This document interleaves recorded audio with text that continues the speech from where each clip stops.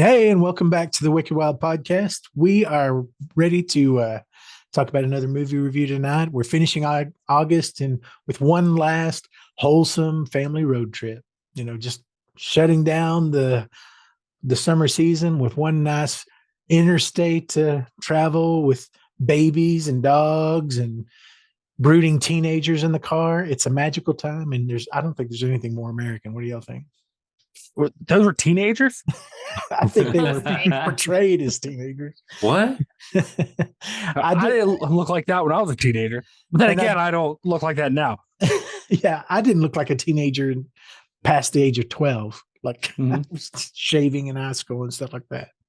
And I did look this up, and somebody correct me if I'm wrong, but I believe this is our first Wes Craven joint. Is that right? First major joint. Okay. What else did we do? Wait, are you talking about? Well, I thought you meant his career, not what we were talking about. No, us to review. This is our first movie review of Wes. Yep. Misunderstood that. Great. We're off to a Fuck great that start. all the shit. Well, let me introduce you to my co-hosts tonight. We've got John up in Michigan. How's it going, John? It's going good. I'm ready to get on the road. So important question, because I just have an instinct, John, that you and I are going to do a long road trip together at some point in our lives. Oh, I just know okay. it's coming. So what are your three go-to road snacks? Like grab and go, eat on the road? A lot of people are always going to say go for the jerky. It's like the staple, but that's not up there. Corn nuts, roasted almonds.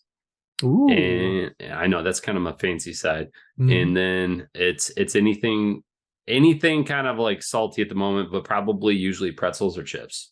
Oh yeah, very cool. Mine is like, I'm going to sound like an 80-year-old, but if you give me a good bag of David's sunflower seeds, I'll keep myself busy for hundreds of miles. Just that's so good. Nibbling on sunflower. Flavored or original? No, just salt. Yeah, okay. Just a salt lick of a seed. That's all I need. Do you eat the shells or you spit them out? I spit them out. You got to have a spitter for your sunflower seed shells. Am I doing that right, Eli? Yeah. I see nods of approval. I have been known to get the barbecue flavored ones and partake of them during many activities. Yeah, especially if I'm trying to keep up on a late night drive. Some sunflower keep you awake because inevitably you're always going to jam a hard, sharp. Exactly. Seed skin. I don't know what the fuck you call it. Like right in your gum and your teeth, and it always hits a nerve. Shell. It's a shell. Yeah, whatever. Seed, skin, whatever. Whatever you call it. Do you even know what sunflower seeds Not really. are? No, I don't know what anything is. It's been a long week. And then we got Jaime up in New York. How's it going, sis? Going good. So I have a question you're going to hate. Oh, no. But it's a Jaime question, so bear with me. Is it about babies? I like how we've now associated with you baby questions. So how many babies have you ran over? So my question for you is, would you rather drive through the desert with a body of a hitchhiker that blew her own head off, or your dirtbag brother who you just picked up out of jail, or a baby? Oh wait, the middle one is my dirt. Is it Steve Zahn? Is my dirtbag brother that I just picked up out of jail? Sure, because I'll take Steve Zahn with me any day. What if he's in baby form? But then the next one might be the dead body with their head blown. So the baby's dead last. There's no question. Yeah. Right? And then we got. You've heard his sweet baritone voice. We got Eli up in PA. In Pittsburgh, That's burg of Pitts. Yeah. That's what they call it. It's a pit. That's one way of putting it. So here's my question for you, Eli. Okay. Yeah. Shoot. So I'm going to give you some names of some really famous celebrities who have gone on the record multiple times for saying how magical and how much they enjoy and what a spiritual journey it is to get their family in an Airstream or an RV and drive on big road trips. You tell me what these three celebrities might have in common. Okay. So the first one that we all know all too well because he won't shut up about it is Matthew McConaughey. Of course. And then you've got Ashton Kutcher. And then Dax Shepard. So what do you think these guys might have in common? I think that's a two-parter. Their family's in one RV, and then they're in the RV behind us full of the drugs. So, they're doing all the drugs by themselves in their own RV away from all those people. So they're hotboxing in the secondary vehicle? By themselves, yes. Yeah. Mm-hmm. And their driver. Well, at least they're being responsible about it. Not really. They just want all the drugs themselves. I just got a mental image of all three of those guys. I'm like, oh, I get it now. You know what, though? Matthew McConaughey, though, that guy's got some weird stuff going on. Did you see this thing now where he may be, what's his face's brother? He may be, I don't know whose face you're talking about. Yeah. Yes. Woody Harrelson. Might be Woody Harrelson's brother, and Woody Harrelson's dad was like a killer. Like, what the fuck's going on? I didn't see that part. Yeah, his dad's like, Woody Harrelson's dad's was a killer, like an assassin for the mob or something. Oh, let me look it up. Wait, but I think isn't Matthew McConaughey's relationship with his dad like well established? Like we know who Matthew's dad is, right? Well, he was a hitman. Woody Harrelson's dad was a hitman.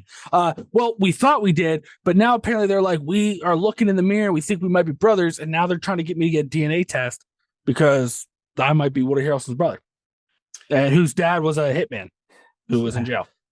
40 years of heavy marijuana use is a hell of a thing. That's so now you know. Yeah. If that's the case, if anybody can just do it any time, I'd be like, hey, let me get paternity test all around you. Exactly. Let's see if we can win the lottery here. How close can I get to a millionaire's blood?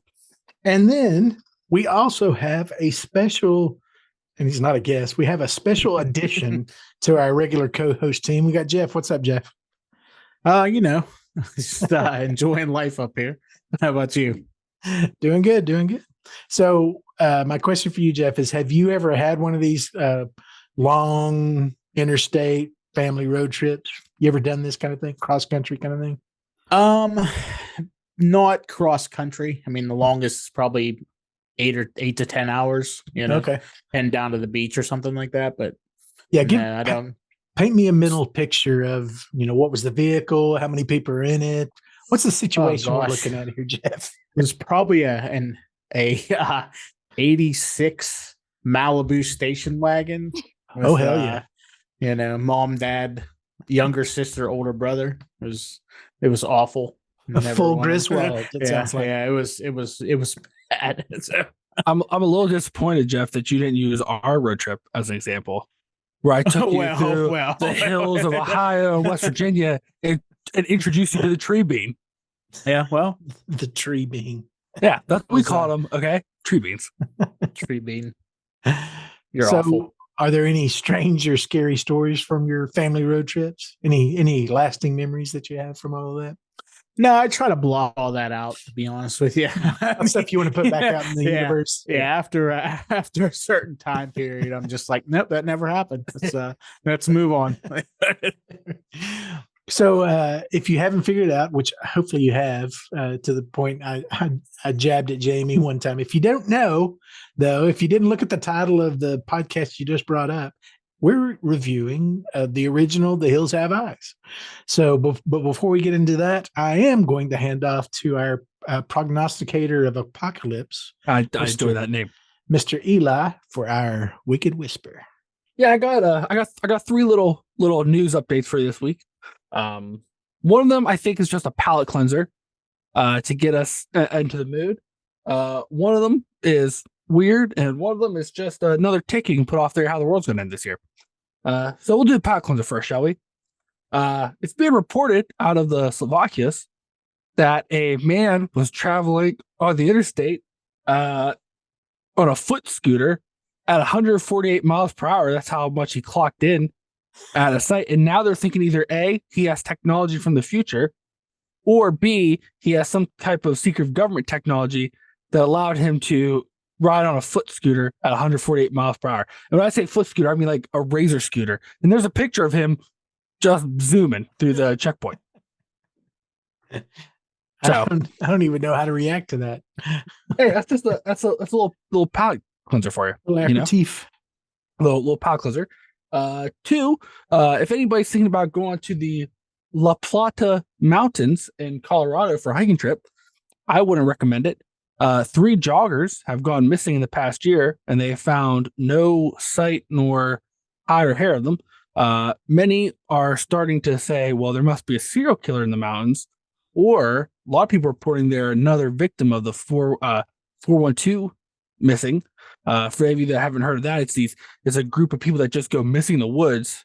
They're missing for some time, and then their bodies are only found miles and miles away with no intelligent answer or logical answer of how they got there. So I would just avoid. For sure, Bigfoot, right? You think Bigfoot's taking them? I was going to say aliens, but you know. Wait, are you saying Bigfoot's a serial killer? No. Then what? Then what does he do with them? Didn't we already establish Bigfoot can travel through time, right? So is he just taking people on like time adventures? Yeah, and then they come back, they just die of old age. Yeah. Are you saying Bigfoot's Doctor Who? He could be. You ever or see Rick it? Sanchez. Yeah, I've often seen in those pictures of him that he's like walking towards a TARDIS. You know what I mean? So, Okay. Fair enough. And my third little news story came out this week. The saga of the whistleblowers for the UFOs and aliens just will never end.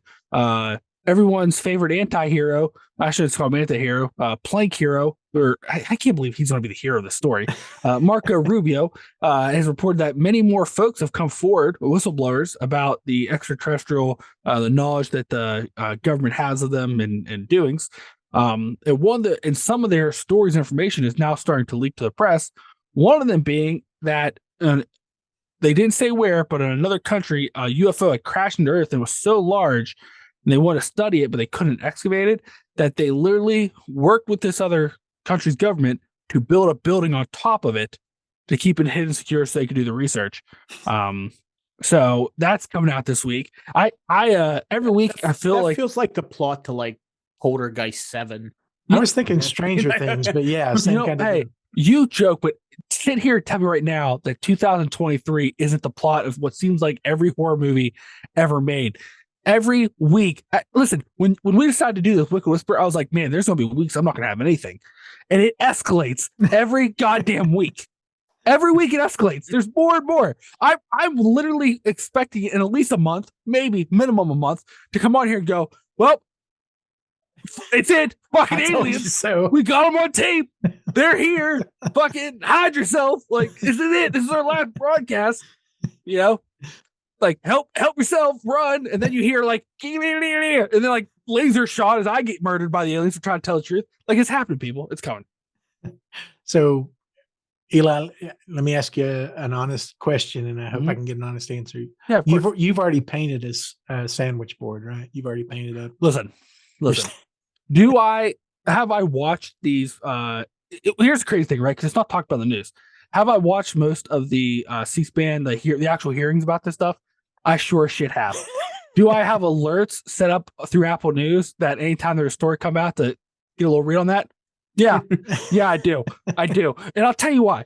Because I know what some people are saying. Eli, how do you know it's not the government just using this as a distraction? Well, then it must be a pretty fucking big distraction. Because they put a lot of effort into this. So much effort that they made Marco Rubio a hero. Or I don't even know if I call him a hero. Whatever he is in this story. Is he in the Thing? Is he Kurt Russell? Because if so, this is the shittiest version of the Thing ever made. How disappointing. As soon as I see Marco Rubio throw a stick of dynamite out of like a door, then I know we're all fucked. Just throw that out there. Well, Eli, thank you for staying fully perversed on the upcoming apocalypse. We appreciate You're welcome. You're welcome. Listen, if there's anybody as perverse as me, I'd hate to beat him. You're very traversed in the news. He's also traversed the news. Hey, listen, I get this indigenous fury about what's going on, you know? Nailed it. Thank you. Stuck the landing. That's what I'm here for. So thank you for this week's Wicked Whisper. We also have our next segment, which is our On the Fly Synopsis. If you haven't listened to us before, welcome. And this is where one of my co-hosts is going to be called upon to give a synopsis for the movie we watched this week without knowing who it is. And since we have Jeff with us, I'm going to ask him the question to keep him from having to be called upon. So my question for you, Jeff, is who is your favorite member of the Jupiter clan? Is it Papa Jupe, Pluto, Mars, or Ruby? Gosh. Are we basing this on acting skill or just vibe? I think Pluto is my favorite. Mainly because he's the only one I really think fits into what these people are supposed to be just by looking at it. The rest of them just kind of look like dirty hobo people. This dude, man, that Michael, what's his name? Michael Berryman. You want to hear a little weird fact?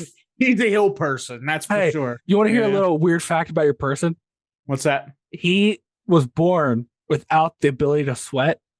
Yeah. And when they were making this movie, he told them, and they're like, well, we're going to be in the desert. It's going to be over 100 degrees every day. And he goes, it'll be fine. And he literally almost had a stroke every day. They had medics there the whole time because he kept almost stroking out. Yeah. If that don't tell you what kind of person he's like, no, fuck it. It kind of looks like Killer Croc a little bit. Like one that didn't lift. Right. Yeah. He also lived with wolves for a while. In real life or in the movie? No, in real life. Oh, yeah. He loves animals. Wolves in his... They're probably like, we can't tell the difference. All right. Well, Eli, a son of a bitch. Son of a bitch. What? Who did you want to be in this scenario? Like, not the guy that's head is shaped like a peanut.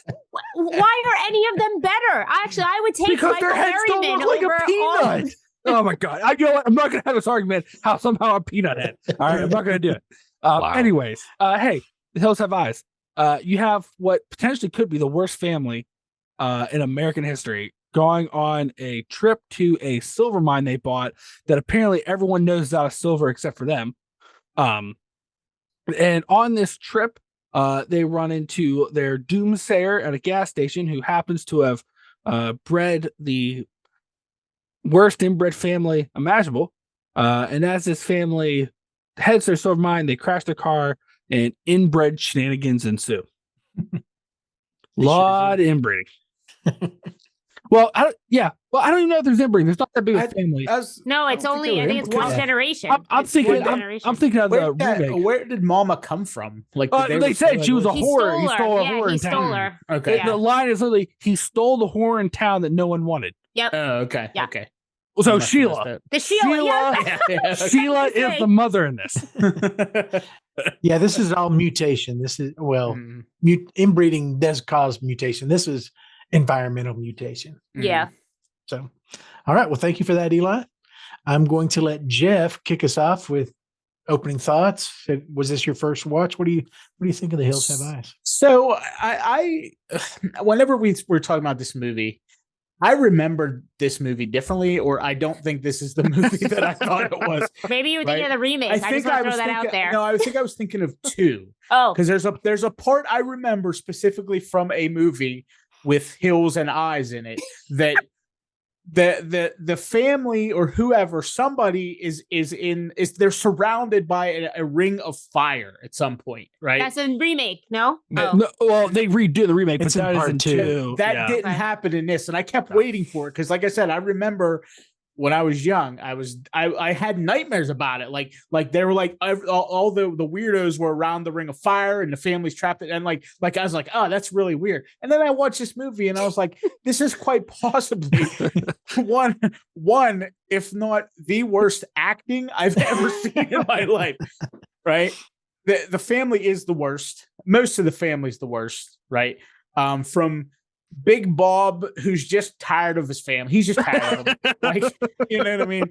To the He's just running out of the clock. Yeah. Yeah. Like what's her name? The is it Susan? Who's the blonde hair girl? Doesn't matter. Yeah. Like she's like the most annoying person I've ever seen in my life. Bobby, nobody cares about Bobby. He just runs. He runs everywhere. Like it's just. I felt like I was watching that portion of Forrest Gump where he just ran across the country. Like this guy just high knees, cartwheeling and backflipping. No, like he's just like, who gotta find the dogs. Right. The only one that I even cared about was the dog. You know, and he was the only one that even did anything. For some reason, like I get these like people are supposed to be inbred, but they were dressed like cavemen. I don't understand. I thought I couldn't figure out why they're wearing like leopard skin pelts in the desert. I mean, I get it. You know, hey, we're inbred, whatever. We live in a cave, but like just because you live in a cave doesn't mean there's saber-toothed tigers around for you to kill and make clothes out of, right? So they're what, mutated Air Force living area cavemen who eat babies, right? Okay. This movie was not good. Like it wasn't even like, it was bad, and like some of the stuff I laughed at because it was so bad, and that Bobby guy, I wish he would have got killed. I just like, he was so bad, and his acting was bad. And like when he's trying to cry, like when he interrupts was that older girl his sister?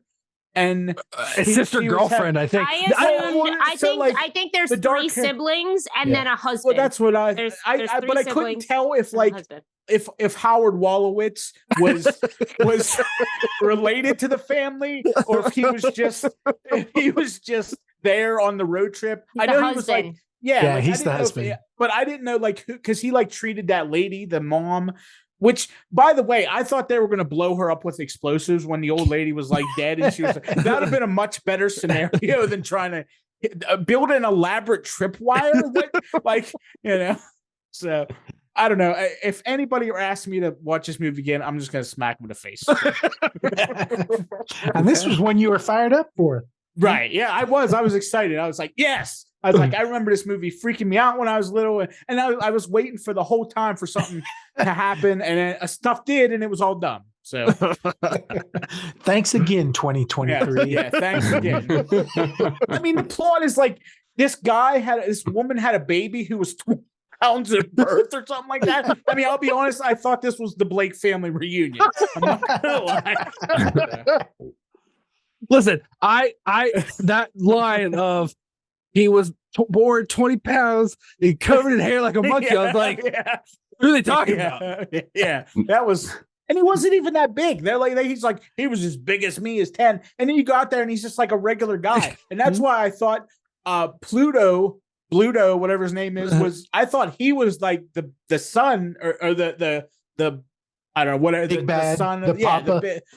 But like instead it was just this guy who just stops and gives this soliloquy to Big Bob's dead body in the middle. Like he's, oh my God, it was so bad. Like, so bad. Fair enough. All right, Jamie, tell us about your experience. Absolutely. I don't match have, energy. An experience with this movie. I'm not even sure if I saw it before or after the remake. I will say that I think I've seen this more than the remake, and only by 2 or 3 times, but the remake sticks with me more than this one. And I know, like, I'm not sitting here, like, here's the thing. I saw the remake in theaters, and I had an in-theater experience that was not pleasant, so I was distracted during the remake, but I made me feel unpleasant and uncomfortable, whereas this movie only makes me feel bored and uncomfortable. No, sorry, not really uncomfortable, just uncomfortable with wasting my time. It's this movie does nothing for me. I don't, it's more than half the movie before anything happens at all. I know there's slow tension movies, but there's no tension in this really at all. It's just them bickering, like Jeff says, the worst family. It's them getting stuck. It's them doing the stereotypical, they talk to the gas station guy, he warns them, whatever, they get stuck. It's like, I'll go look for help. It's all this for 50 minutes. Then stuff happens for 7 minutes. I looked. Then we're back to nothing again.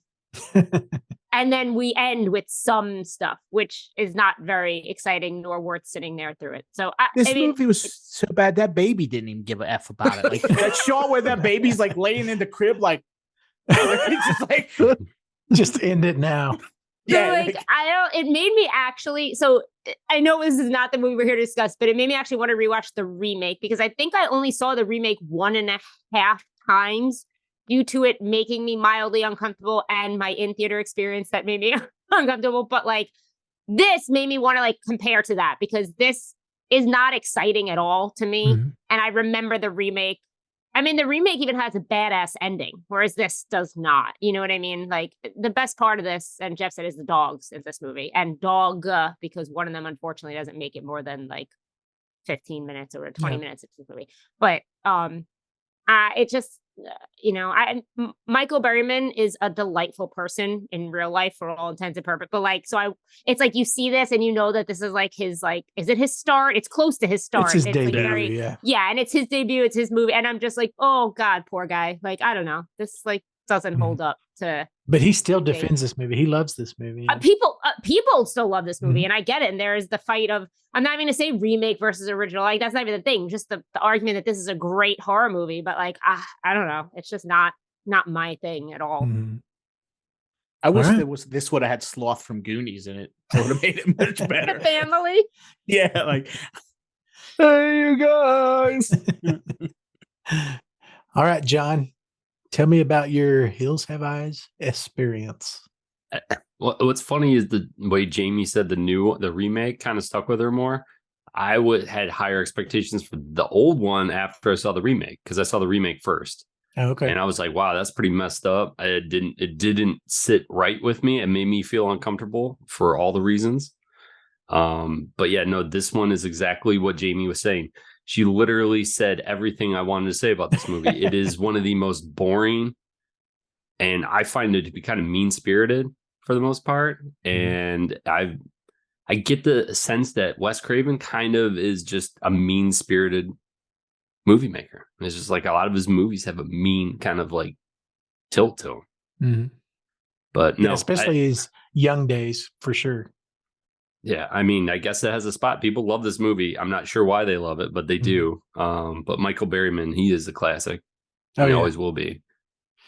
Yeah, he's the image of this movie. He's what you take away from this movie for sure. So. Not to mention the bad wigs. So it sounds like Jaime stole all your notes. Yeah, I don't really have much else to give. I mean, the dogs were there, and I mean, and Jeff said everything about Bobby and his girlfriend. I mean, his sister.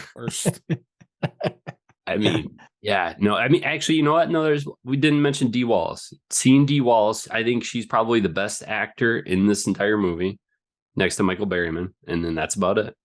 Elliot's mom. Forever. In The Howling. Yeah. All right, Eli, come in strong. Oh, well, I'm probably going for the other one. That I do like this movie. Now, I will say that with this caveat, right? I think I look at it in a lens from the time. I do enjoy Wes Craven's earlier work because a lot of his earlier films are based off of real situations that happened to him, and then he like had these ideas that morphed him into this stuff.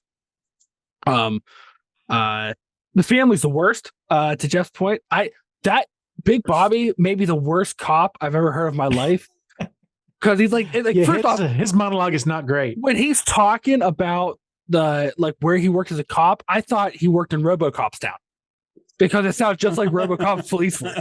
And it's in Cleveland. Yeah, which is weird. Because the only thing in Cleveland that happens is people cry because the Browns never win. That's it. That's all that happens there. So the family's the worst by far. I think for the time, and like obviously that's ramped up a bunch of other movies, is like a lot of situations, like just situation of going out somewhere where there's no help, there's nowhere around, you're stuck with these weirdo hillbilly hill people. The sexual assault thing, which is not something they showed in film a lot of time, which was a scary thing, and showing that it's just like that premise. I think in like some of the scenes, like he went the sacrilegious route, showing the crucifixion in all fairness, it was to a cactus, which seemed odd, but it was a crucifixion nonetheless. And then he also had this kind of allegory with gods are not created because they're good, they're created out of circumstance, which is why they have their names of Pluto, and they were cast out and then they created their own kingdom where they survived, and all this stuff. Because Wes Craven used to put like that kind of stuff with his dealing with his own things. I enjoy Wes Craven's other stuff. I think what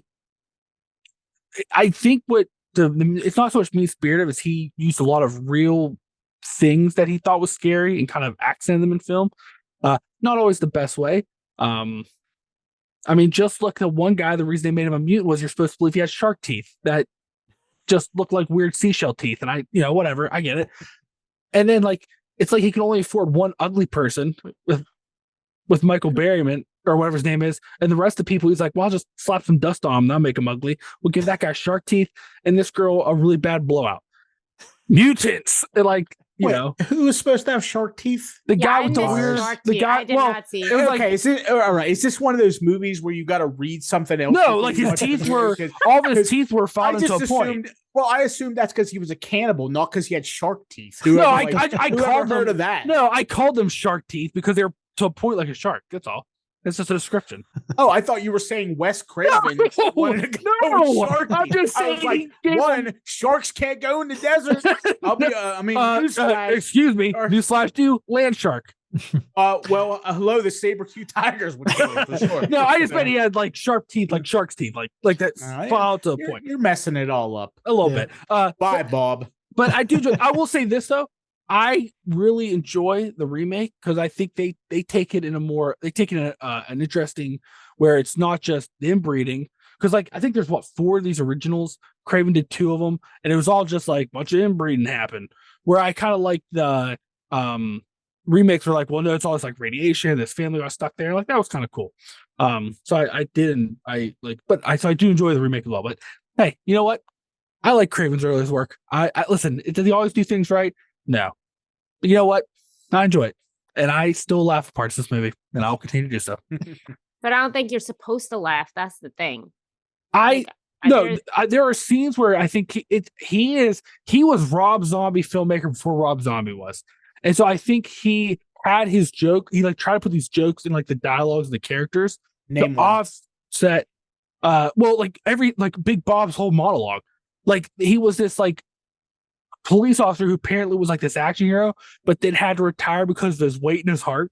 So like obviously he wasn't like an action hero. Like it was like, you know, like kind of doesn't seem funny. That's like a real life story.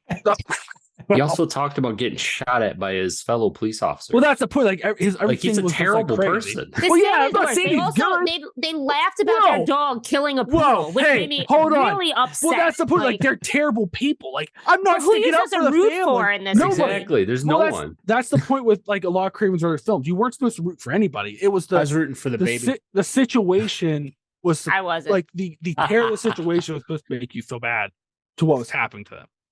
It was more of the kind of point, because a lot of these other films there was no true heroes. I mean, even like if you look at like the original Friday the 13th, or not Friday the 13th, excuse me, Nightmare on Elm Street, Heather's really like, she's not like the prissy goody two shoes. She's annoying. A lot of people don't like Heather. I don't know. You're still supposed to root for her. Well, just like way you're more supposed to relatable. technically bad person. I'm not saying she's a bad person. I'm just saying she's not a likable person. Like these people aren't likable. They're not necessarily bad people, but with the situation going on, you are supposed to root for them. And some people do, because they're like, oh my God, these cannibals are trying to eat their baby. Don't eat their baby, cannibals. Except for Jeff, who I think kind of wants the baby to be in. I didn't say that. I mean, I don't think he doesn't for the baby. You're bringing that baby up a lot.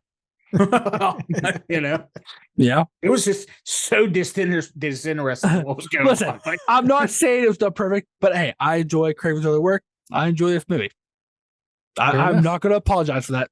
No one's asking you to. Exactly. I'm not going to do it. Don't even ask me, Jamie. I won't do it. You can't make me, Jamie.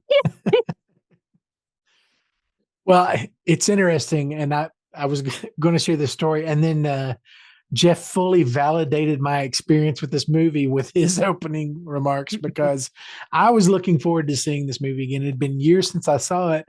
I sat down to watch it, and I don't know that I've ever seen this movie. right.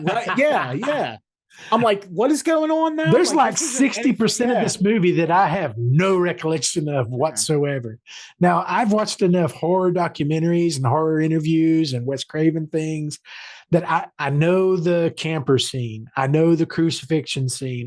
The things that actually happen in this friggin' movie, I knew. I'd seen them several times, but I don't know that I've ever seen the entire movie. I have a complete Mandela effect experience with The Hills Have Eyes. Like I could convince myself that I remember sitting down and watching this movie at some point in my life, but I have no recollection of this movie other than this highlight scene. So this may very well be Dave's first real watch of The Hills Have Eyes. But what I'll say about it, that all aside, whether it's my first time or I just have done enough brain damage to myself that I've forgotten a lot of it, This is the movie I always defended as being my preferred movie over the Texas Chainsaw Massacre. And I think I even mentioned that in the Texas Chainsaw Massacre review. This is the one I always liked more. But in this last watching, and this is mainly from my conversations with you guys, in my last watching, I think that's changed. I think Texas Chainsaw Massacre is a better template of this kind of movie than The Hills Have Eyes is. Even I still hate Texas Chainsaw Massacre because of all the things that I shared in the review, but I think that is a better execution of this. It is, to your point, Eli, it is classic early Craven styling. He was working through some stuff. I mean, he came off of The Last House on the Left, and this is his, and it's all very much about family dynamic, abuse, rape. All of these things these are kind of his ingredients to make something horror, and that's about it. He's not great at effects or really like danger, but he's really good at these sort of interpersonal turmoil things. So you can see him leaning into that in this. The family, I totally agree, is completely grating. Now, being a child of the 80s, I can tell you that some of that is probably because families were different back then. You know, I had, and not my parents, but my grandparents, I had grandparents that talked like this. Oh, I thought you were going to say you had shark tooth parents. No, I didn't. I was like, but either way, this family is completely grating. If anybody younger than us watched this movie, they'd totally disassociate with everybody in this movie. They would care less. And I'm almost there to where there's not, to your point, Jamie, and I agree that there's nobody I'm really rooting for. There's nobody there's not a final girl or a hero or any of that I need them to survive or get through this. I think Brenda was kind of set up to be that, but not really. I mean, she's a blonde. Sorry. Just she's the victim of the rape. Yeah. Yeah. So, but the one character that I just couldn't die quick enough was the mother. Oh yeah. We've all got that aunt or something that's a helicopter parent that talks in a whining voice and tells the boys, you better be good boys. Or every scene she was in, I was like, just Papa Jupe, do your thing. Come on, man. Help me out here. She was the one, for whatever reason, that really stuck in my craw through this. And again, have no memory of her at all. maybe that's a psychological thing that I did for my own mental health, but I have no memory at all. Now, all that to say, this movie I also love for one very specific thing. This is the one movie that I've seen, and I do remember, this is part of the memory Mandela effect, whatever you want to call it. This movie is important to me because the animals in this movie are the heroes. Like literally, the animals are the ones that are getting shit done and protecting themselves, being literally the only heroes in this movie. Beast is the most competent person in this entire movie. Yeah, he is. And Beauty was too, until she had an untimely death, which we'll talk about here in a minute. But the dogs are the shining stars of this movie, and Beast forever. I'm Team Beast till the end of days. But there's so little example of that, even in modern movies. We talked about this on Evil Dead with Grandpa. They're these throwaway victims, is what pets usually are. They're a way to incite emotional reaction. Someone may have started a site just about that. Exactly. Just on this podcast. But in this one, they're not used that way. I mean, I can understand that Beauty is certainly part of that, but Beast is not. Beast is like a fully fleshed out character behaving as a German Shepherd in that situation, believably, probably would instinctively. It's much shorter on gore than I remember. I always in my brain, kind of like Texas Chainsaw Massacre, this is one of those grindhouse, gritty, dirty, bloody. It's not. It's just not. There's a little bit of makeup work. I think there's one scene with Jupiter's leg. Yeah. And that's about it. That's about all that's going on in this movie. Oh, he's eating the dog. He's eating the dad's head, eating his hand. Oh Yeah, yeah, but it's it's Finger- like but fingers it's meat. first. It's not like just meat. Oh, It's no, not it's showing a just hand. meat. It's not well, gore. no, if you look, he's holding it by the wrist, and you see like a Oh. couple fingers, which seems weird if you're gonna eat a hand to start with fingers first. Yeah, well, That's Well, exactly where you'd start. Why was I was going to say Jeff would know. I mean, he's Why- the one why- eating the Well, I face mean, fruit I don't from know. the. Wait, I'm not why- sure what. Why would Yeah, you like- turn it sideways and eat like a piece of corn? What are you, a savage? You know, like a piece of corn? No, but I don't want to jam finger bones down my throat. It's easier to chew on that way. Dave, please continue. Well, but and that really is my whole experience. The biggest reaction I had to this is, have I ever seen this damn movie? But now I've officially checked the box, and I guarantee you, in a year, 30 to 40% of this will fall out of my head again, because there's just nothing to really hang on Same. to other than these sort of tentpole scenes in it that are part of horror Hall of Fame at this point. But Anytime I watch it, I assume I just got distracted by my phone last time I watched it. Like that's because like it's like I don't remember this, but maybe I never even saw it. Oh, Super easy too. This You one. know, Oof. it's funny you bring up Texas Chainsaw Massacre because that was Craven's like one of his favorite movies, Mhm. and he said for his second movie he wanted to do the style of Chainsaw if he ever came up with a story. And well, this he is sure did. second movie, yeah.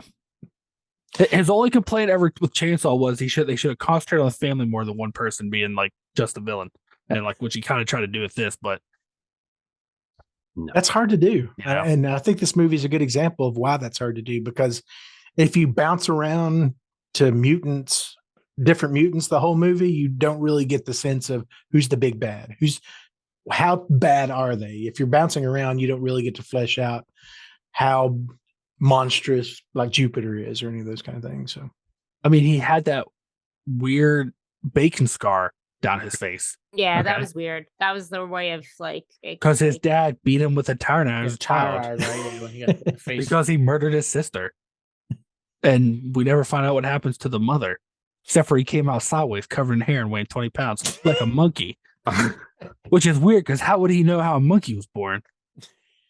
don't worry. he about said it. he was hairy like a monkey.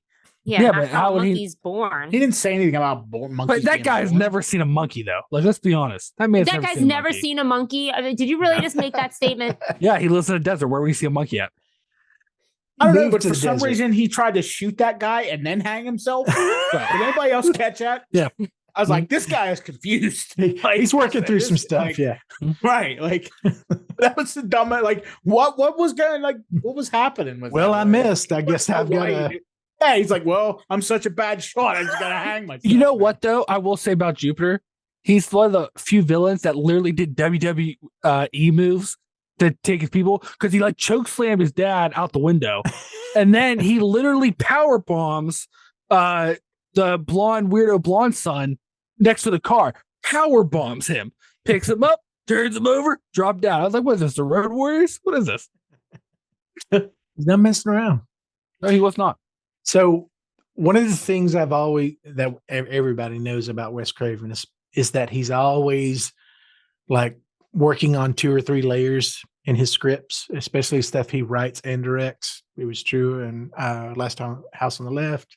It's certainly true in this one. But as I'm watching it this time, and it may be because I've aged out of whatever angst that he's referring to in this, but what is the social commentary of The Hills Have Eyes? Somebody help me out. I'm probably just too dumb to get it, but there are some things I was trying to put together, but it's all like half baked. So you all tell me, what is the social commentary of this movie? Because Wes Craven always does it. Well, if you read his book, his whole thing with this one is that was about the gods, how we create our own monsters, because like the Roman gods weren't necessarily gods, like they didn't care about their people, just like the Greek gods, like they were whatever, and like but they weren't real, but these people created them and then suffered from them, like so they created their own suffering. And that was kind of the commentary. We kind of create our own suffering. We create our own situation. That family, they were told not to go on that road. They were told the Air Force is like taking over that area and like they're doing testing and stuff. That the Air Force emptied out the mine. That mine's not there. That they were cheated, and they still went out there.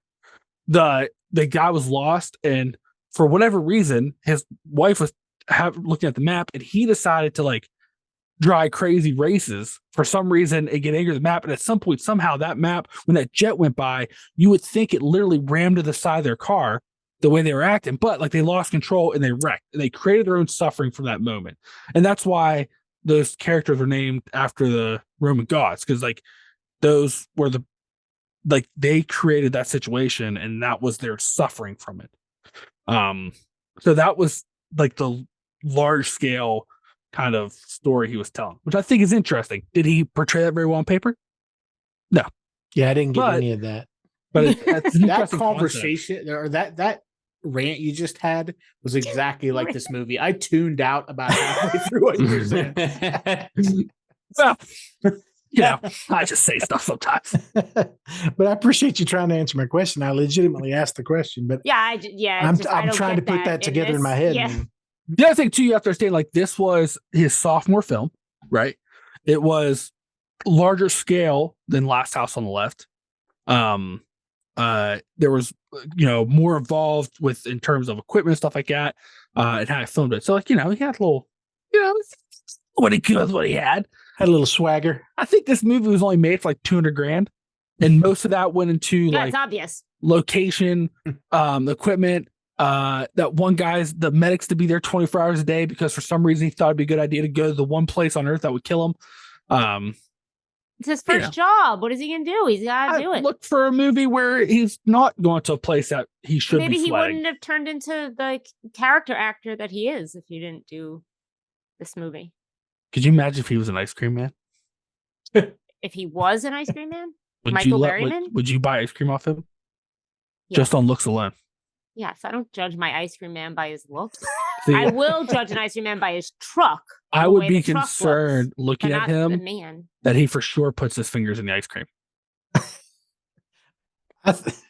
I'm not going to go down the Michael Berryman road. From what I understand, he's a great dude. Oh, apparently swell. He is swell, delightful. Fella. I'm not going to comment on his looks, meaning that he's going to put his fingers in the I'm ice not cream. saying he would. I'm just saying if I didn't know him and I saw him scoop an ice cream, I may not partake. Okay. That's not great. I didn't say I wouldn't, just said I might not. So we've talked around this a little bit, but I want to kind of get your all's read because it's been brought up several times just on the podcast, and I knew it would because this is one of those movies that it has almost sort of an Evil Dead unique perspective. So for each of you, which do you prefer, the original or the 2006 remake, which I know I've seen? I'm going to rewatch the 2006 remake because I think I definitely prefer that. I'm not saying I love that. What I'm saying is I prefer the remake of this movie, of The Hills Have Eyes. I think I prefer the remake. Just more shit happens. More gore happens, so. Well, like we did with Texas Chainsaw Massacre, maybe that's one we put on the list. Just I am intrigued at this point. But I think it's more of a well-developed story. Like I can remember the plot line of the remake. I know what's going on in that. And I understand that a lot of it is shot for shot from this, but a lot of the stuff where it separates from the original is to make a better narrative, I think, or to make a more clear kind of through line of a lot of the stuff that even Eli mentioned and the intention behind this movie. But I do enjoy the remake, and I've seen it a few times. But what about you, John? I've seen it, and I definitely prefer the remake over it because that definitely stuck with me to the point where I have chosen not to watch it again. But it's uncomfortable. Right. Like and movies don't make me uncomfortable. I'll say that. And I'm not trying to sound like, oh, high and mighty. But that movie made me, I'm saying it right here because I don't say it often, that movie made me uncomfortable the first time I saw it. Exactly for the same reason. It's like we finally coming back all the way around. Oh, Jamie Jamie and I have not. We have not been in agreement. Disappointed in the both of you. Why? We had a Rob Zombie connection there for a minute. Texas Chainsaw connection. Eli, yeah, it's you okay. guys. Yeah, I thought you finally went out on your own.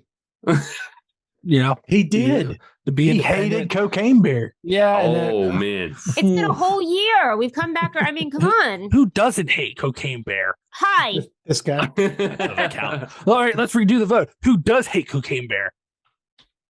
Yep, outvoted. That's democracy. Boom. Let out the Eagles. Well, officially, just so everybody knows, since this is a podcast, nobody raised their hand except Eli. That is not true. John and Jeff both raised their hand. Yeah, not a fan of that movie. But back to this movie. Yes, I'm with Jamie. Like I said, coming all the way back around. Jamie and I are on the same page on this one. So remake, if we're putting it on the list, I'm not going to rewatch it until we watch it for the show. Okay. Because that did, from what I Maybe remember. we don't, but I am curious about it now. Maybe I'll watch it on my own. No, I'll do it Okay. because I think now I'm going to rewatch it too. So, but I'm not making John do it. I'm sorry. I'm saying I will do it either way, but I will hold off like John if we're going to put it on the list. If we're Right. not going to put it on the list, I'll rewatch it at some point in the. I'm in the same camp. Fair enough. Jeff? You have a I never preference? watched the new one. Oh well, you're going to when Ooh, we do yeah, it. yeah. I think I was too afraid of my Of ruining childhood this trauma classic. from this movie that I thought I watched, but I didn't actually watch it. Yeah, I'll have to watch it now. I didn't. I literally never watched the new one because I was like, man, that movie creeped me out when I was little. And I watched this, and I'm like, No way in hell I'm watching the new one. Yeah, right. I'm like, nope. See, now Yeah, I feel like you're gonna have to watch a second one, Jeff, so you can actually watch what you remember watching. I was looking at images, and I saw an image of 1984 Hills Have Eyes 2 Yeah. of the scene that I remember Right. vividly. Like I Mhm. remember like waking up with like a nightmare of like being surrounded by fire with all these hillbillies around. And I was like, oh, wait a minute, I was just at a family picnic on fire. But So are you gonna watch the second one now? what, the 1984? Yeah. No, I'm still not watching. Okay. Eli? I don't know if I could pick. I'll be honest. I like them both, but for very, very different reasons. Like the original is kind of like the indie, indie cut for me. You're like kind of watching Craven kind of Evolve. grow, evolve, like I said, for a second film, and then like the remake, I like what they changed it enough to keep it interesting and do it different, which I always appreciate. And I enjoy it. The only thing sometimes I feel with the remake, right? Sometimes I'm like, it's almost kind of they put that wrong turn skin over it a little bit at some points, like in their house and stuff like that. But but I still enjoy it. Fair enough. So it sounds like we'll be doing that one in the months to come. That'll probably be a 24 joint if I was guessing, because we've pretty well fleshed out the rest of 23. Okay, now for the question that Dave has not wanted to ask, but I just feel we have a responsibility because of kind of the position we've taken on our love for animals and kind of where we are.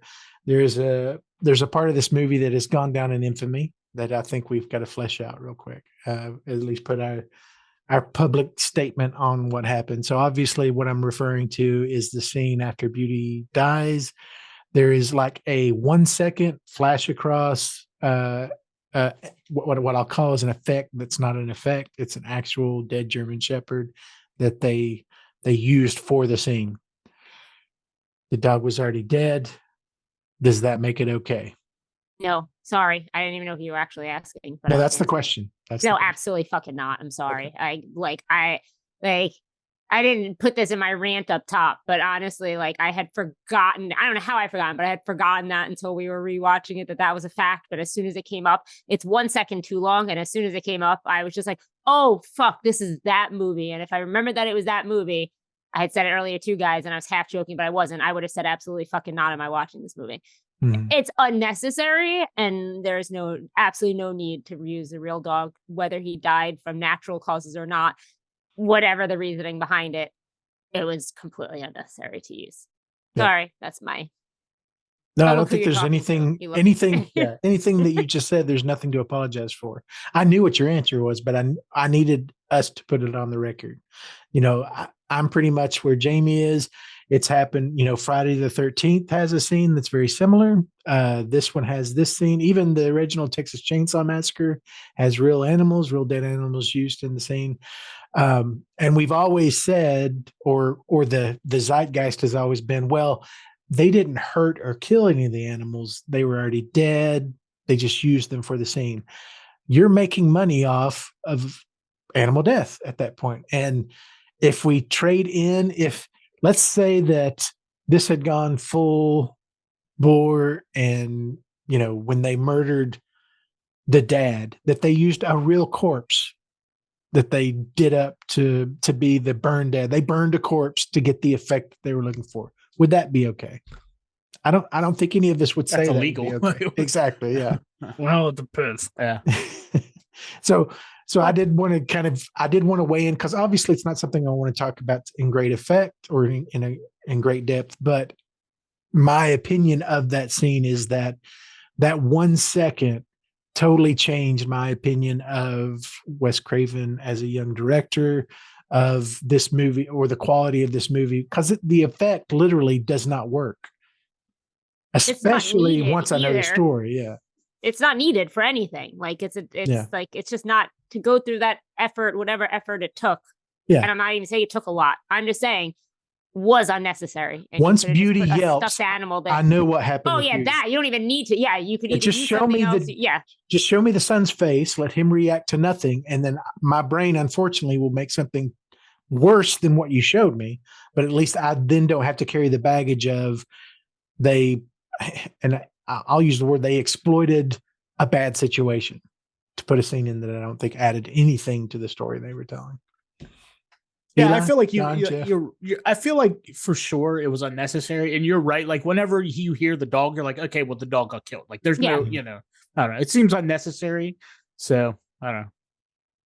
Which means that at least, and I'm a jaded dude, but it makes me feel like it's an edge move. Like this will go down in infamy. Or it 100% was an edge move. Why go get a dead dog? Like why? Why go get a dead animal and put it in? That's an edge move. There's no gore in this movie besides a dead fucking dog. Enough movies have done it. I don't know if it's edge. I think it came down to money. And I don't think it's right. They really didn't need to do it. I think at the time it was thought about differently. Not that makes it right, but like if you notice, like they don't do that anymore. So obviously people learned.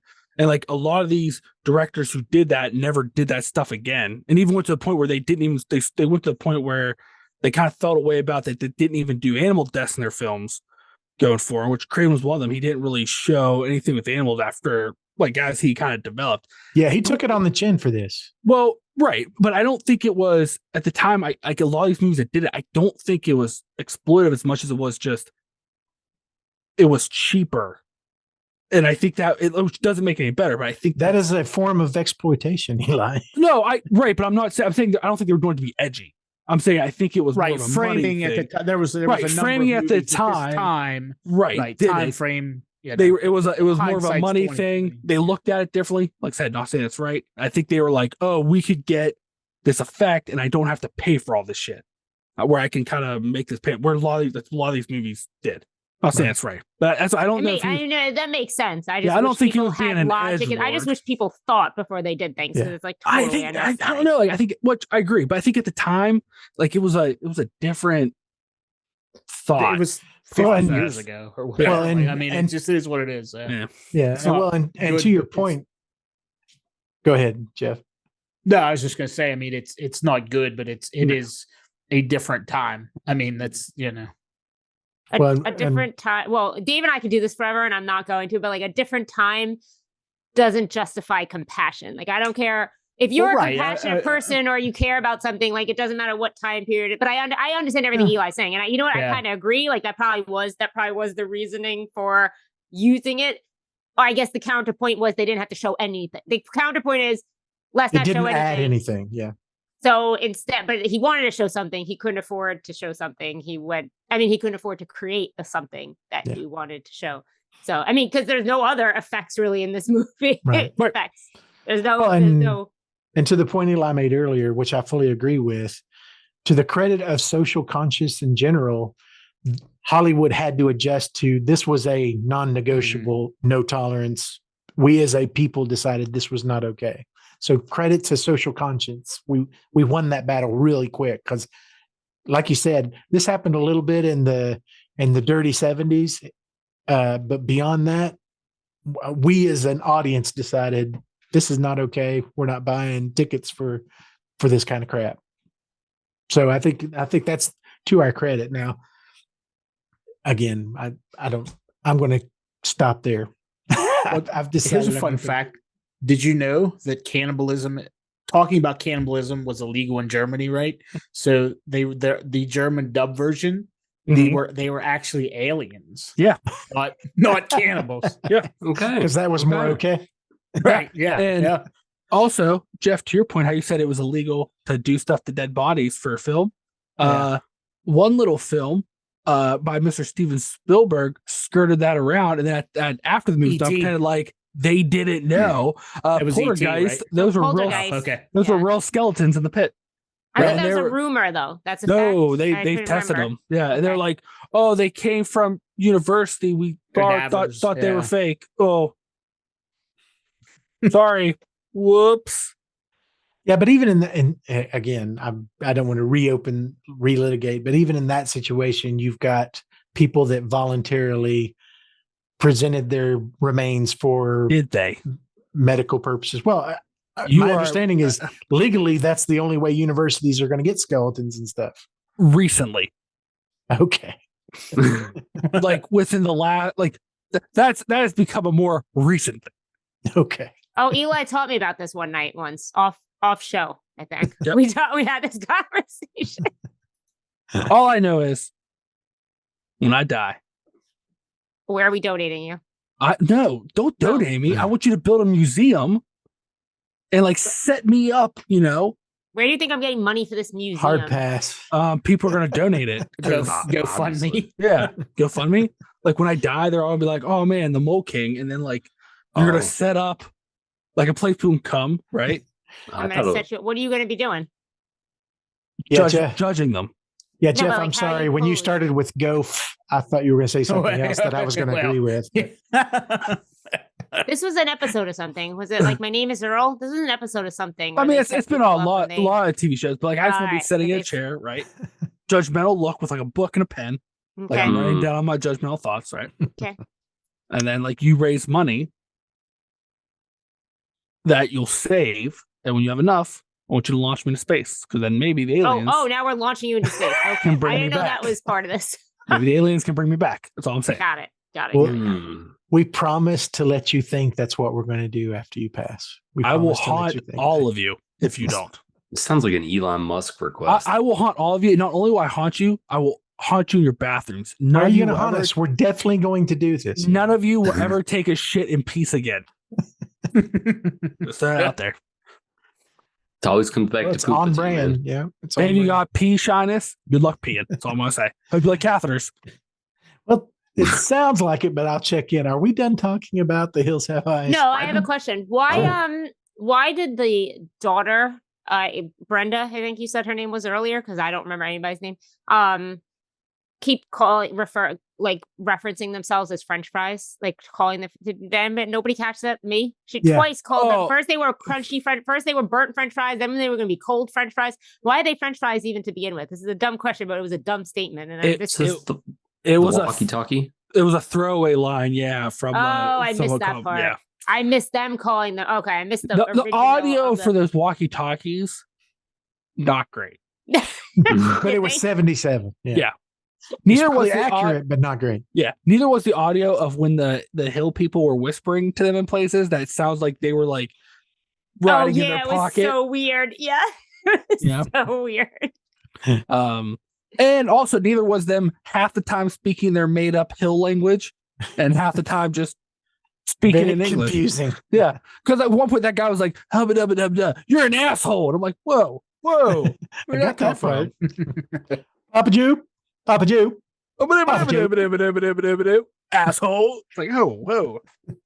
Did you realize that while researching terrible things at the New York Public Library, Craven came across the legend of Sawney Bean? That's what Yeah, this is this based is off based of. on the Legend of Well, Sawney Bean. wow. Too bad I Eli already used it. No, because I have other stuff too. This actually was based on two things, this movie. Legend of Sawney Bean, that he put on top of, he was traveling cross country with his can't remember if it was his mom or his wife. It's his And, wife. His wife, and they were at this weird little rural place, and these locals was messing with them and shot an arrow at him and missed his head. And then like he got mad. I was like, I'm gonna get my lawyer. I'm gonna sue you. And they literally looked at him and said, we can literally kill you right here. Hide your body. No one will ever know where you went. And then he slowly got back into his car. You guys have a good day. And drove off back to LA. I was like, oh, no, thank you, kind sir. Yeah, I read about that too. And that's such a hilarious mental picture of him like bowing up, like, I'm going to sue the pants off you. I'm going to kill you and your wife and put you in a salt mine, and nobody's ever going to know where you are. You have a good day, sir. Well, if you look at a lot of the things that scared him that he based his movies on, I feel like Craven a lot of times life was like, I'm going to be a tough guy here. And then he realized really quickly, oh, I'm not a tough guy here. Because like even like Freddy was based off this like hobo guy that lived in his neighborhood. And like one night he was storming and he was like in their apartment, and he used to like to stare at this guy like because he creeped him out and he would just stare at him. And like so like that hobos walked by, looked in the window and saw him staring. And like he was like, I just kept staring at him. And it was like, he was in the house, he's a tough guy. And then that hobo came into the building and knocked on his fucking door over and over again. And his mom was at home, she's at work, and he was scared to death. And he laid under his bed all night because he's afraid the hobo was gonna break in. Eat his pants for months. Yep. So like I don't want to say I relate, okay? Because like, listen, I get it. I'm 5'7" and 3/4. Yes, the 3/4 count. I like to think I'm a tough guy, right? But if I don't know, if I got in an alleyway and like Sheila fucking The Rock, I could take on Sheila, but like The Rock was there, it was like, let's fight. I'm gonna be like, I'm sorry, Mr. Rock, sir. I think I've shit myself. So one of the other things I found that I thought was very cool was that to the point that you made earlier, Eli, about Wes Craven's love for Tobe Hooper, which he has established in interviews, he was 100% inspired to do this movie off of Texas Chainsaw Massacre, which is interesting because, we talked about this ad nauseum in the 2 Texas Chainsaws that we've reviewed, but that movie impacted a lot of the young horror directors that would go on into the 80s to make some of the most iconic horror movies.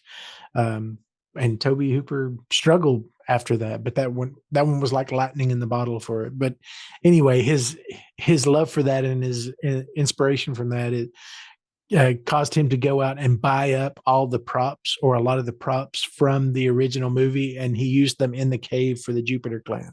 Like a lot of the props throughout that cave are straight off of Texas Chainsaw Massacre, which I found. Yeah, I think he kept a lot of them too. Like if you look at pictures of his office, like they were in his office. Oh, I'm sure. Yeah. Which again, I think a lot of those props from the original are real remains too, right? There's not a lot of fake stuff on that scene, one either. Fantastic. Listen, I feel like one of those things, if I had some of stuff, I'd just be like, people are like, are those human remains? As long as that question never got fully answered, I'd be fine. Yeah. Would you just go, like, I don't know. No. I'm like, listen, what am I? A bone scientist?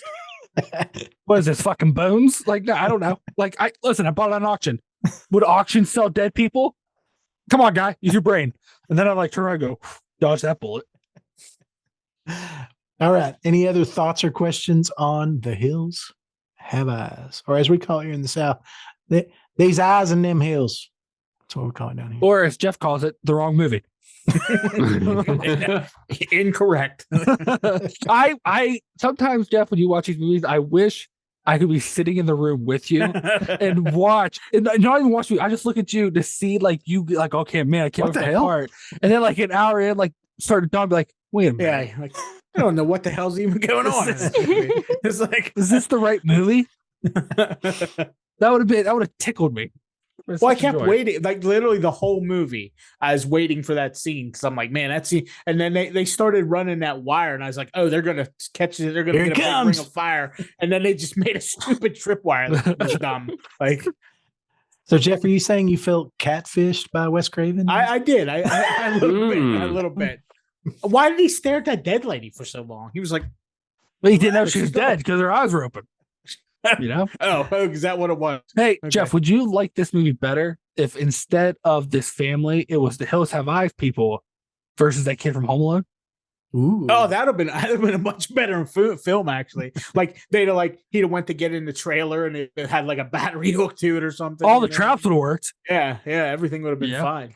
But I mean, there would be that awkward scene of them trying to eat him. Yeah, well, like I'm just assuming it's delicious.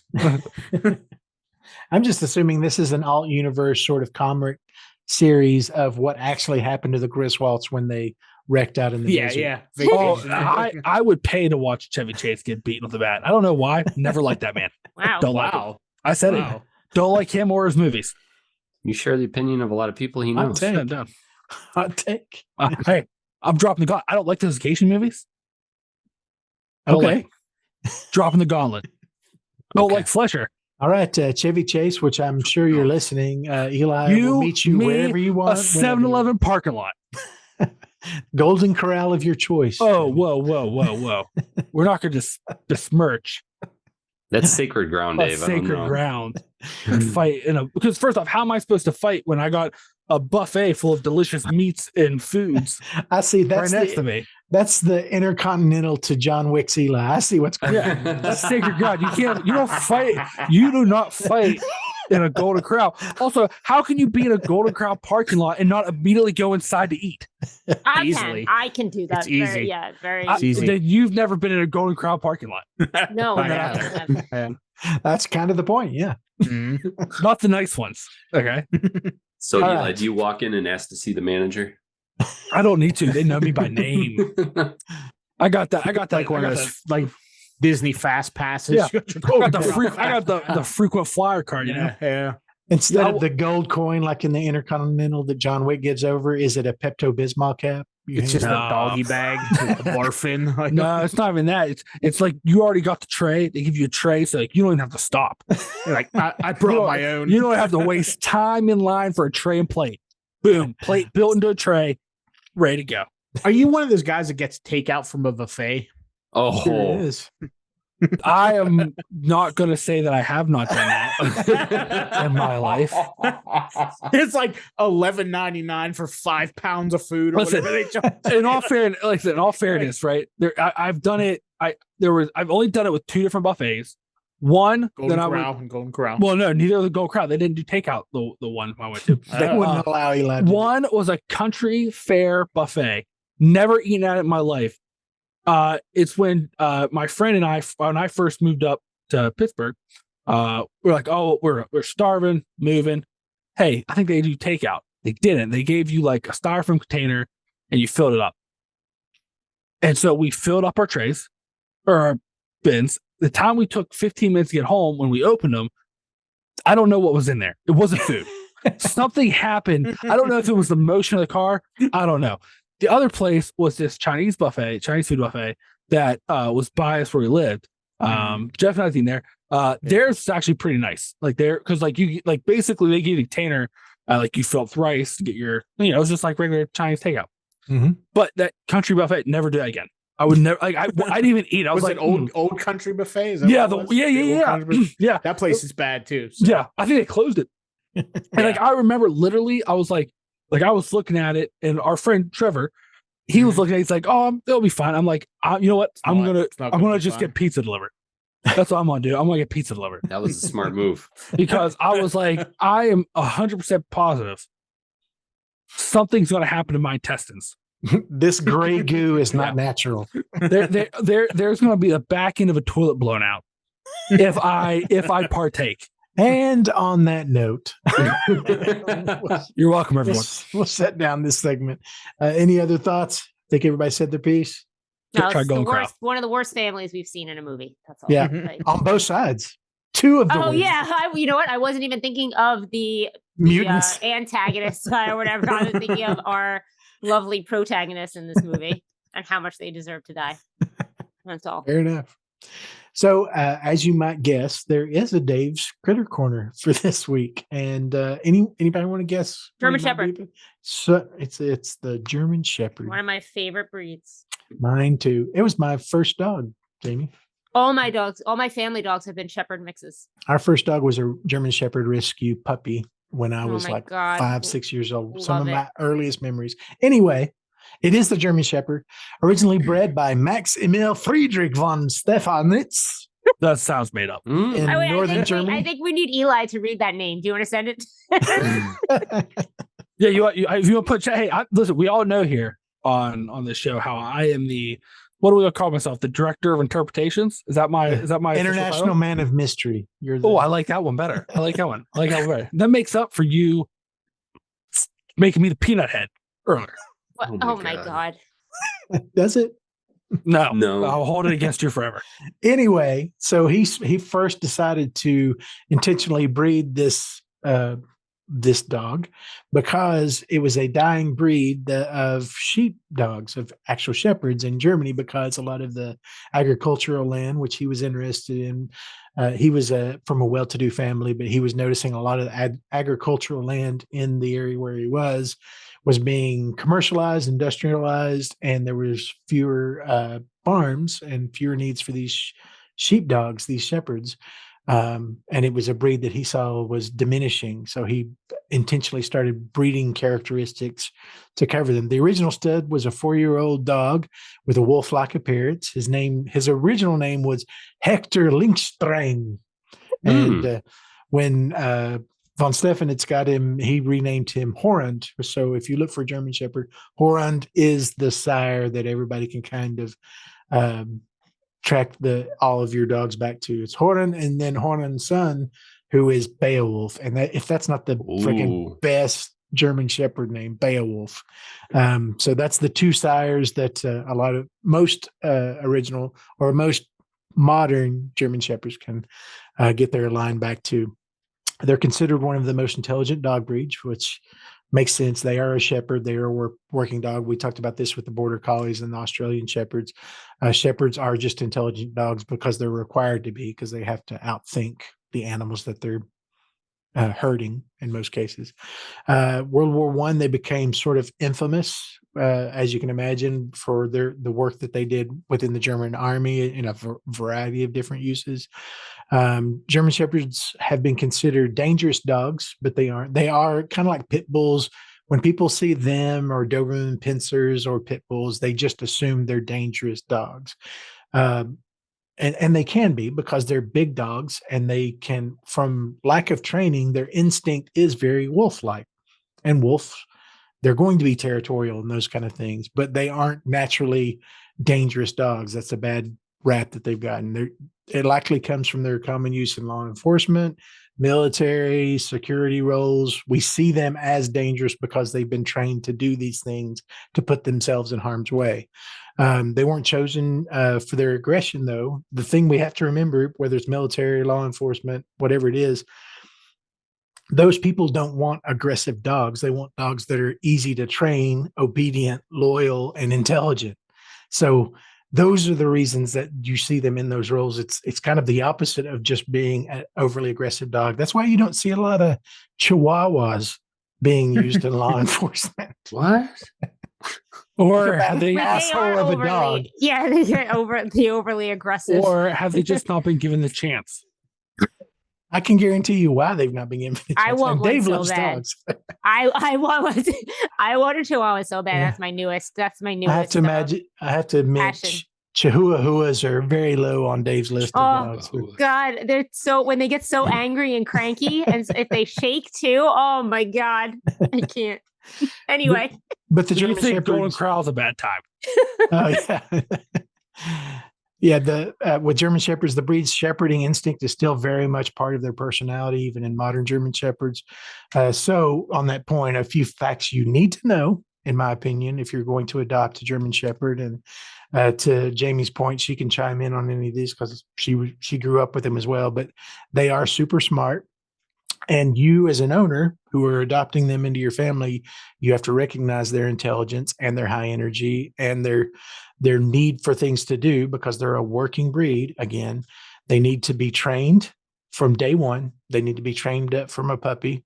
They need to have regular exercise. And when I say regular exercise for a German Shepherd, because they're a high energy dog, that's an hour at least a day that you're going to commit to exercising them. And exercising can be part of that training, but it has to be something where they physically exert themselves and mentally stimulate themselves. They're very affectionate at home. Generally, they're very affectionate. They're like big cuddle bugs. But when they're in public, they can be very aloof because they go into wolf pack mode when they're around strangers or outside environments with their people. They become very quiet. And when a German Shepherd gets quiet and still, you need to be on alert because they've changed their behavior to become more defensive. And it was interesting, even in The Hills Have Eyes, you see that reaction. They even talk about it with Beast. Like Beauty will bark and yelp and raise all kind of cane, but they say Beast does not do that. He just watches, and then people fuck around and find out. That's kind of where Beast lives. But they are very affectionate animals at home. But they are also very territorial by default because of their wolf and shepherd background. They need to be properly socialized from a young age with other animals so that they become a fully functioning and happy family pet. They need that socialization because they naturally don't have it. They need you to help them with that, especially around other animals. If you have cats or other pets, you need to get the dog socialized to them young, because they don't have what other dogs might have as far as instinct on that. They have a very strong wolf pack instinct. They can be very clingy to their pack. They're called Velcro dogs because and usually it's one person within the family that they sort of bond with, but they will stay on the leg of that person most of the time. Whether you can get bad separation anxiety too. Like my parents' most recent one was a white shepherd, and we used to like one of our little things with him, never to make him like distressed, but like if you walking together, if you just hid behind a car for a second, oh my God, he instantly like started looking for you, like no matter who you were. Like my dad was his favorite, but like I could do it. Like I could be with my parents in Florida, hide behind the car, and then he like was so upset when he lost sight of you, and like so I'd be like, Cooper, I'm here. Yeah. He's like, oh okay. He's like, oh thank God. But yeah, and that is the final point I had, is they are very susceptible to separation anxiety. This is not a dog where you can work an 8-hour a day away from the house. This is not a pet that I would recommend to you because they are very connected with their pack, and they can be overly protective as well. That's another part of that separation anxiety. If that bonded person is out and there is any sort of threat to that person, or even just a perceived threat, another dog running up to it, not even barking, but another dog running at that bonded person, the German Shepherd is likely to get in between that and act a fool if they're not properly trained. But that is not on the dog, that's on you. And that's all I'll say about that. I bet you that wouldn't happen if you took me to a Golden Crow. I'm really aiming for Golden Crow sponsorship. It's been a year. And the fact that they haven't contacted us, like, are your feelings hurt yet? Come on, GC, do better.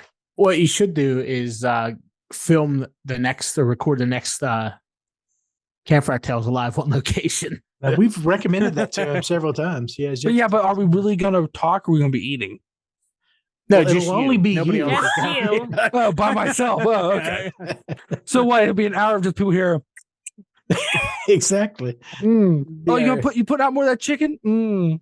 Be our first, what is it, ASMR? Yeah. Hey, can you get the kids away from the chocolate fountain? I just want a little cup. Any other thoughts on German Shepherds? Anybody else have experience with them? I love German Shepherds. They are one of my favorite. I like mixes though, so I love when there's a German Shepherd in something. But fair warning, German Shepherds are predisposed to a lot of back and hip problems. So that's just something else that when you get this dog, like that's just a thing in their breed, like hip dysplasia and like other things. And it's like, it could be a common and unfortunate thing. And it's sad. And like, just, their late years are going to be rough. Yeah. Hey, those so are senior all of years us. who Enjoys the but, Golden Crow. Some just happens. Some breeds of dogs, and we've mentioned this before, like come with different things that other breeds don't come with. And sometimes that's a full breed thing versus a mix. And I'm not saying, but like, even if you get a German Shepherd mix, which we had, it could start showing up late, at some point. That's a great point. I had it down here and I didn't get to it, but hip dysplasia is I'm sorry. thing. No, it's okay. No, I was done and I had totally forgotten it. So I'm glad you brought it up. But yeah, that's something that if you're adopting a German Shepherd or a German Shepherd mix into your family, just as Jamie said, just understand that those senior years are on you. It's going to be not going to be a great time. So take him to Golden Crow. Exactly. The dog will have a great time. Hey, Golden Crow. This is the Mole King here. All right, Mole King. So what are we following up The Hills Have Eyes on Campfire Tales? Well, this is another movie that we discussed that was based on the legend of Sonny Bean. And since we already discussed him, and Jeff extensively made fun of me on that episode because I said about wearing a skin suit. That was not Sean clothes. Bean. We discussed Sean Bean. on that That's episode. right, Sean Bean. I don't know if we That was- discussed Sonny Bean yet. Which both hurt my feelings because I thought it was a legit question about what do you be called, Lemmy Cave, whatever. We'll get into it again. But I have found some other famous cannibal characters that we should be talking about. Woohoo! We're gonna be having a little cannibal fun. Gonna have a cannibal fest. And So- if you would all meet me at a Golden Crow to talk about it. You just muted out on me. Or did y'all lose me? Hello? Yeah, so we talk about cannibals, some cannibal stuff, some famous cannibals. Fancy. Mm-hmm. So, I'm hungry. so thanks for listening tonight. If you got anything out of this, if you enjoyed gabbing with us, hearing our random nonsense, give us a subscription. We'd love to keep you in the loop. We put one of these out every other week in the weeks between. What Eli just described to you, our Campfire Tales, fills in the gap with some folklore and legends and other really cool stuff that we get to talk about. The way I explain it to people now is it's like going to the movie with your friends and then going to the bar after the movie with your friends. Sometimes you talk is on point to the movie. Sometimes it's just delightful, magical, whatever we want to talk about. But it's a drunken fun time. So we do hope that you check out the Campfire Tales. Just so you know, also, we are gearing up for year 2 of Camp Wicked Wild. I know we've got another month, but we're already thinking about Halloween. I mean, September's right around the corner. We assume you are too. But we are putting together a fun little themed merry-go-round ride for Camp Wicked Wild again this year. So keep listening and we'll give you more details as that gets closer. If you want to learn more about the podcast, our hosts, or read any of our book reviews or any of the other stuff we've got going on, you can go to our website, thewickedwild.com. We have some fun new merch that we're going to be throwing up there. We may even have a new Camp Wicked Wild design for this year's Camp Wicked Wild that Dave is working on currently. So we'll see what that looks like here in a little bit. We'll be keeping you posted on that as well. Social media, you can follow us on Twitter at Wicked Wild We Are, or Slasher, which is the horror only community, at Wicked Wild We Are. Also, if you don't know, we do release these podcasts on YouTube with full video of our shining, beautiful, pasty faces. You can just search the Wicked Wild podcast and find us there. Send in any questions you might have to me at podcast, podcast, at thewickedwild.com. That's all I've got to say. Eli, John, you want to hit him up with the lore master? Why would John hit him up? You mean Jeff? Oh, You John, Jeff, monster. Sheila, I'm sorry. Have you not told Jeff yet that you're replacing him with John? I thought that was common knowledge at this point. Or I thought I was going to say I secretly called him, like I gave him a different name Godspeed. when I talked to people behind him. Yeah, I know that you and John have been in negotiations for the last few months, and I know that John was always your preferred. Like John when he went Listen. over to Jeff's house when they were younger. And Listen, I always close Left him out. deals in a Golden Crown. Jealousy He is a won't terrible go, thing. so no deal will happen. So what's going on, Lore Master? Yeah, you can catch out Lord Master's Third. You can check us on our website, watch us on YouTube, catch us on our Instagram. You son of a bitch, Jeff, putting that picture of that damn Santa Claus. So we're actually in the process of doing a little revamping here. So stay tuned to all of our stuff and see that coming. Fair enough. Jamie, anything fun going on in your life other than the wicked wildness of everything? No, that's mostly it. There's a lot going on, but it ain't fun. This is the only fun you've got? Yeah, right now. Unless you consider closet design fun. You know? Ooh, I do not. Yeah, exactly. John, what about you? I'm just happy I'm done with my closet design many months ago. You spent So- several years doing that.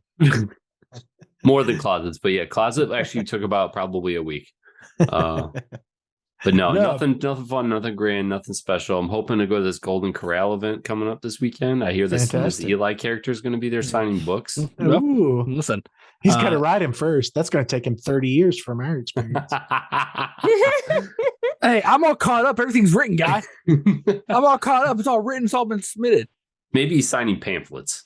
Let's not say it's all been written like you've given us a library of content. You've written one friggin' article for the website. 2, thank you.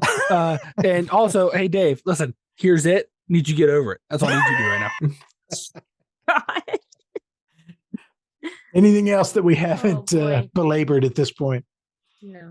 Well, thanks again for listening. As we always say, our recommendation to you is that you get out there and you get yourself lost, because it may be the only place you can find yourself.